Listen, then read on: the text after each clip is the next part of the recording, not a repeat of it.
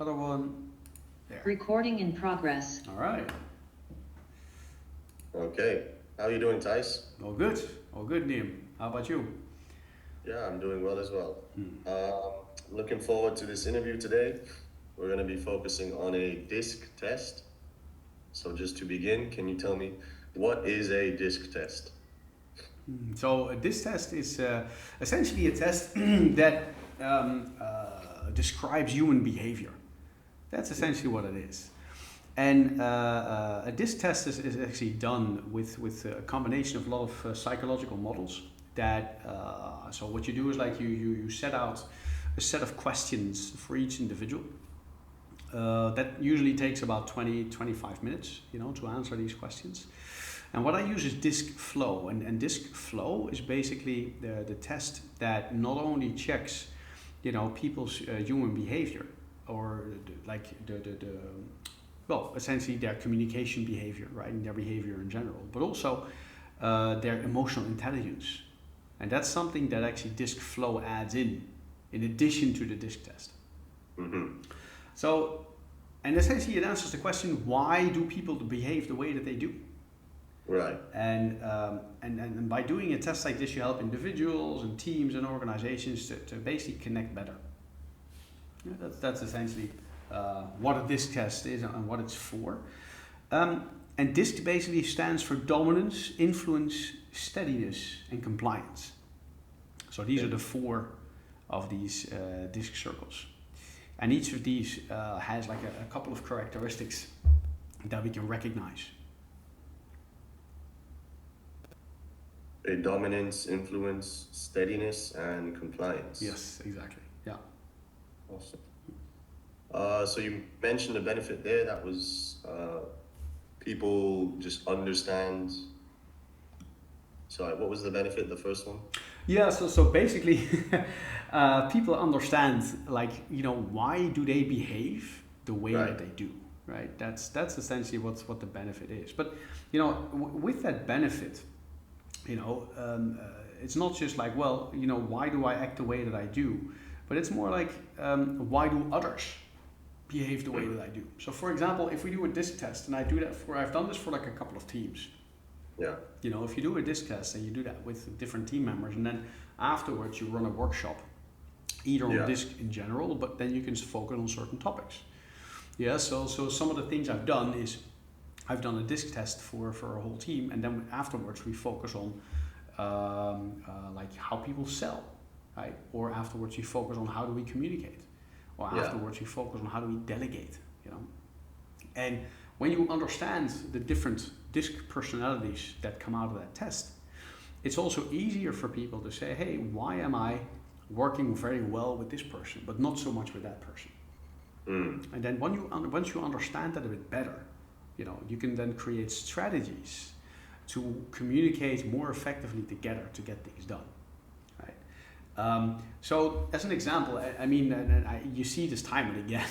So when I do a DISC test, then people, first of all, right, if you look at DISC, nobody is just focused on dominance or just on compliance, right? Yeah. We have all these four elements inside of ourselves as human beings, but the amount to which we have each of these, that kind of determines how overall you behave. Mm-hmm. And because of that, you usually see that people have like an overall focus on, let's say, for example, dominance, right? Or an overall focus on, let's say, steadiness. Yeah. And that's a thing that people need to recognize. So it's not just like, hey, you are dominant, but it's more like, well, an overall focus for you is dominance. So that means that you have certain qualities that in certain cases are great and in other cases are not. Yeah. So as an example, if I have overall dominance qualities, it means that I'm very good at getting things done. I'm very good at factual focus. I'm very good at delegating things to people, explaining to them what they need to do and why. So that's the dominance part. But then what you see is, as a result, sometimes dominant people are a little bit less patient with others. Yeah. They can be very pushy in times of stress. Right. And they then typically get on the nerves of people who are more steady, Right. Because the steadiness people, they focus first and foremost on relationships, you know, between people, and those relationships are you know, upheld. Yeah. So then, and also they also like things as they are, hence the name steadiness. Whereas dominant people say, look, you know, changes need to happen and we got to push certain things. They basically say, hey, but I kind of like it the way they are. Those two things then can kind of like clash. And that's what happens. And lots of time this happens because the values of the steadiness people are being stomped upon, or it feels like that for them, by the dominant focused people. And because of that, it creates conflict or misunderstanding or whatever else might come out of that. And then it's not good or bad, any of that behavior. We just need to understand that people just are. Yeah, right? And by doing tests like this, but then also doing trainings that highlight how people are different, you can then showcase to the team, hey, this is why we clash. This is where we get you know, into trouble, because our values are a little bit different based upon who we are as a personality. Yeah. And then with that, you can then say, okay, so now let's find some strategies, right? Let's find some cases. In what cases does this happen the most? And then what are strategies that we can come up with in order to, you know, communicate more effectively together? And in which I take into account my dominant qualities and highlight those, but also have somebody, for example, in my team who is allowed to push back on me and say, hey, stop it now, step back, and let somebody else come in, right? And what are some strategies that we can do for this? Yeah. So an understanding of that is important, and then a recognition that this sometimes gets in the way.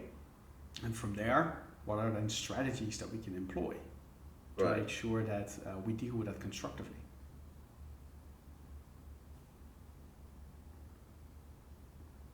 Yeah, no, that's great. It almost feels like everyone in a company should be taking the DISC test, because even if you're working with someone for years and years, you might only come to a certain understanding with them through all those years and experiences. When if you just take this test immediately, you have a much deeper understanding of, you know, why they behave the way they do and why you react the way they do. So all of that. Yes, it seems very useful. No, it's a good point. And the funny thing is that when you when people who have worked together for years and then they actually start doing a training like this and a DISC test, what you typically then see is that all of a sudden like a light goes on, like, that's why every time you do that I get pissed off or I get annoyed or whatever, right? Or that's why it's so easy for me to, you know, to work with that particular person, but to find it harder to work with that particular person, right? So usually that understanding is great for people to let a light bulb go off. Yeah. And it's also the other part, right? Because the DISC flow that I do and that I do tests for is also for leadership styles, right? So it's like the DISC flow is there for people's personal behavior. It's there to understand people's emotional intelligence. Yeah. But also it's there to understand leadership styles. So for example, I've done DISC tests for people who are managing teams. And then they also understand, well, what are my typical ways of like, you know, dealing with people in my group?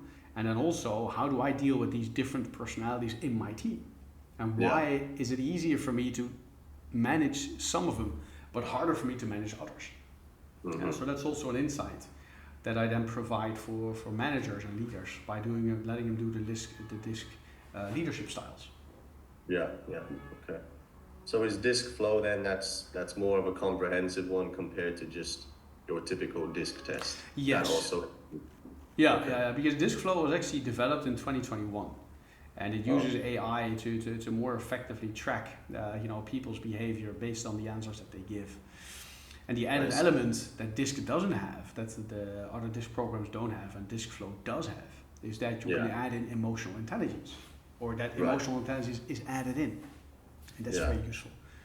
So it gives you an extra layer about, well, not just who am I, but also how well can I already ascertain how well I understand other people who I work with. You know, that's the emotional intelligence part of it. Yeah. Okay, great.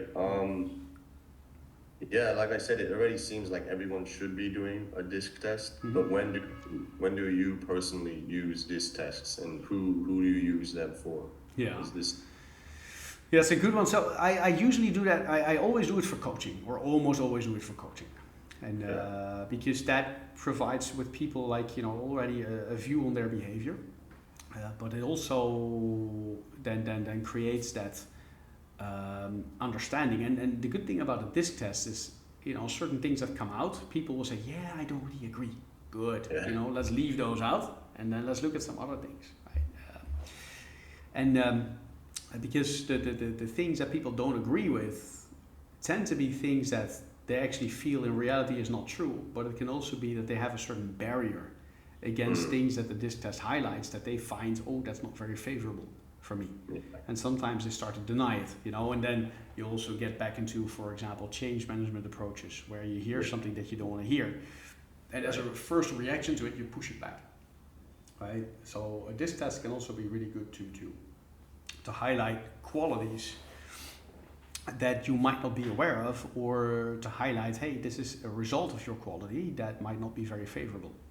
right, And sometimes that insight can take a bit of time. So for coaching, this is really useful. Typically, I see people taking a disc test in teams, but usually a bit late by the time. Like, okay, lots of things are going wrong, and we don't know yeah, why. yeah, Can you help? And then usually a disc test is great to already showcase, hey, where are certain things popping up yeah, in these conflicting situations that we keep running into, and we just can't seem to be able to solve themselves. And disc tests are then really useful because then people not just start to understand themselves, but also they start to understand the others, but also, and this is more important, to appreciate others' qualities. right, So to give an example, right, my primary focus is influence. So that means that I'm communicative, I'm extroverted, I like to bring people on board, I like to share a lot of things. I tend to make people quite enthusiastic about the way that I communicate. Um, and that's a good quality to get, for example, to keep morale high. Right? mm-hmm, But the other part from there is compliance, right? That's the other part within DISC. That is kind of like my how do you say that? The people that I would clash with, or those people would clash with me. So, but then during a course like that, I start to see better, like, hey, but the compliance people are actually a great balancing factor for me, because they are actually able to look at the influencing part that I bring, and the mm-hmm, motivational part that I bring. But as a result of that, I am typically then more um, not as detailed, both in the description as well as in the execution of what needs to happen. And then typically compliance people are great at nitpicking the details, at figuring out what might work or what might not work, and also to be a great counterpart for me to say, hey, but this might not work and here's why, because they're typically more critical and more detail oriented yeah, than I would be. And then once I start to see that, I can also start to appreciate that they are like that, and they are actually helping me to improve things as well as I'm helping them to improve things, right? mm-hmm, Although it happens in a way that for me needs a bit of time to get used to in the way that we communicate. yeah, And that's why the balancing act that you show to people as you do disc tests is very valuable, because again, people start to value each other, to value their team members, to value their team much more, yeah, and start to understand better, like that everybody has a great role to play. yeah, And, yeah, and and through that we can help each other play that role, and that overall the team will come out stronger because we allow each other that individual those individual qualities. yeah, yeah. Yeah, that's great. Yeah, Mm. you a few benefits already there, like Yeah. appreciating others Mm-hmm. and just coming to a better understanding of yourself. Yeah. Are there any other benefits that doing a disc test for coaching or teams can have?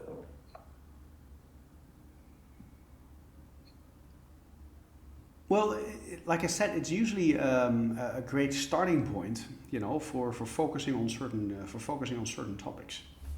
Yeah. So I've done trainings for example, like for central teams in an organization where a team of like managers or senior managers or directors, go through let's say a team building phase or a phase around setting strategy or things like that, and lots of time when I run a session like that, it's very useful to do a disc test also to bring them closer together.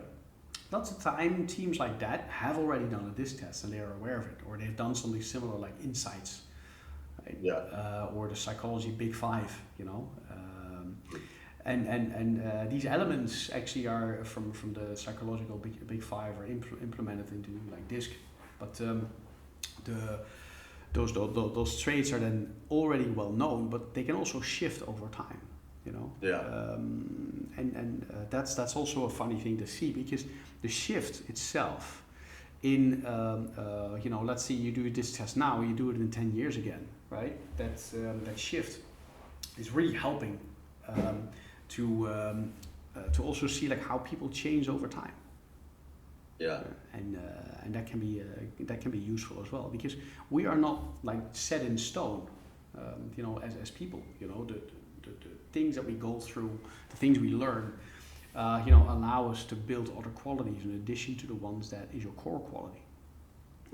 I mean, for example, if I speak about myself, when I would do DISC and Insight tests, I've done this, the first time I did it, I think I was in 2005 or 2006.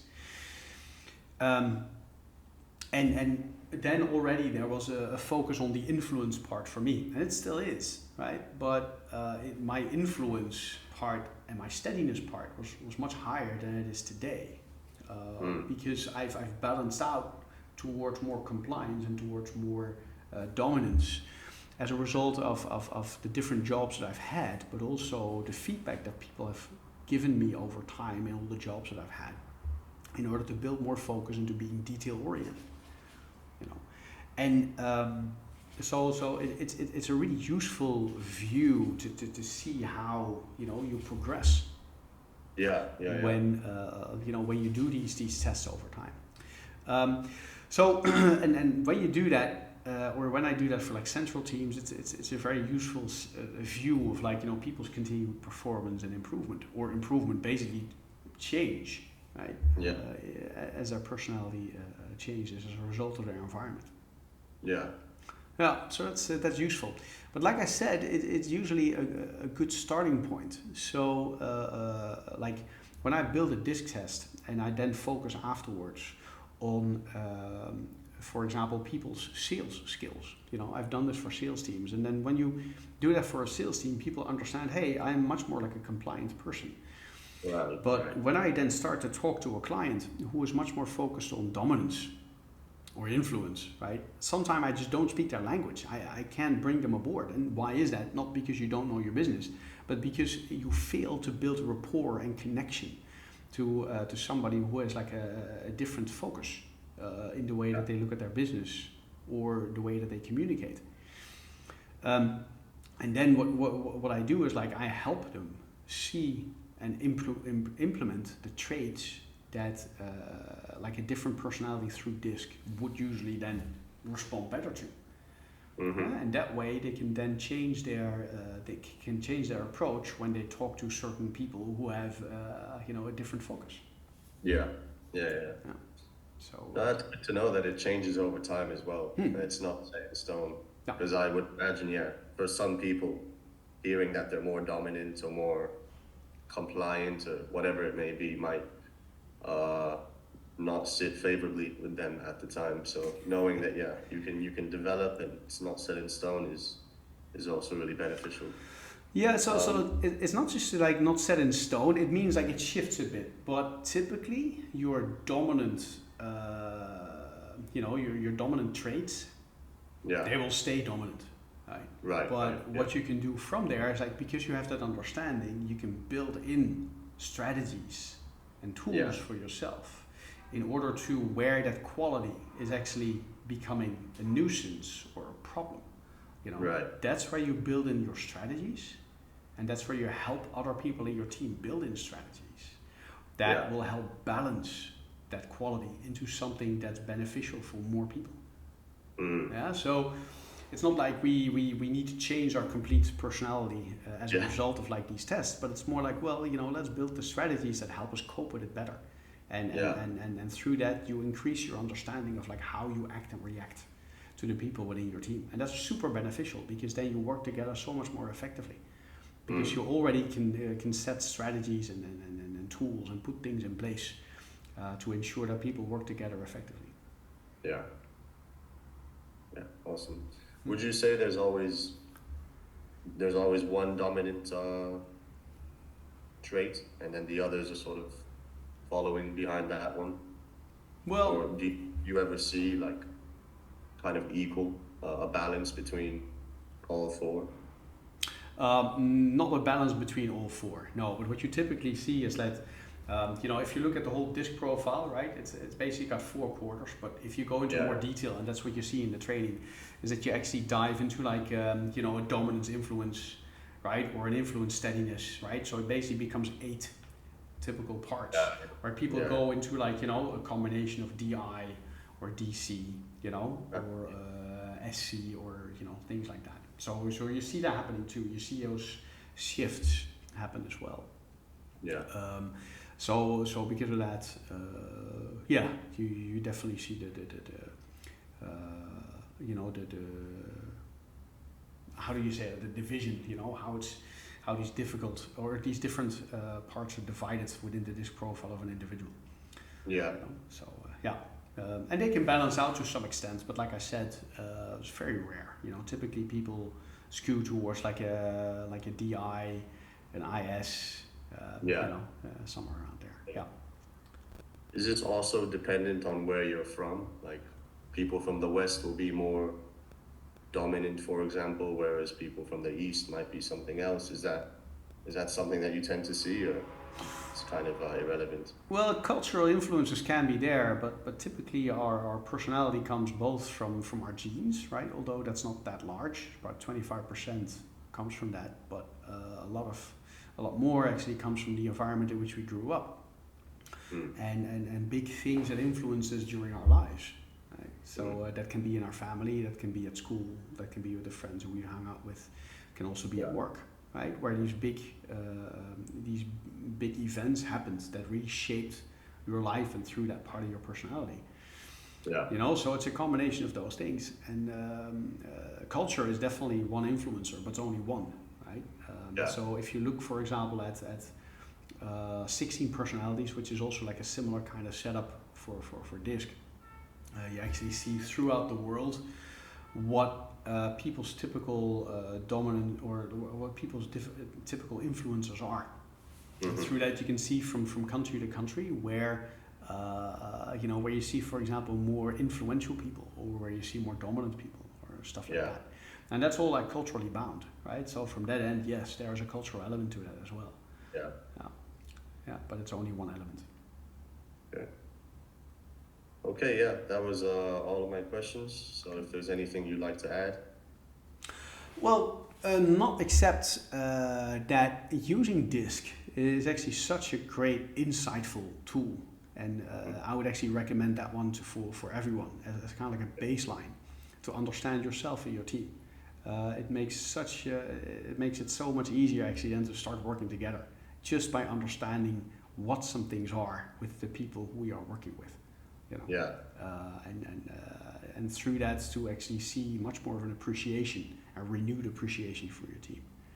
Yeah. So with that, I think that's definitely the key thing here. I would say I'd like to share.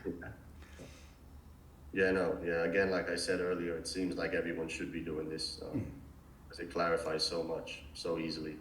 Absolutely. All right. But yeah, thanks for the talk, Thijs. Thank you, Liam. You too.